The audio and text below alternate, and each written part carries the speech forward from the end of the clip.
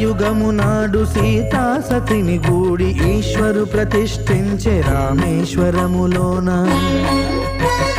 కలియుగములో నేడు కన్నుల కరువు తీర శ్రీరాముడదే సత్యనారాయణుని గొల్సు తాను రుద్రుడుగాక రుద్రు నర్చింపడు రుద్రో రుద్రమర్చయేత్ అన్నట్లు తాను తెలియక దైవము తెలియదనగా ఆది దేవుడు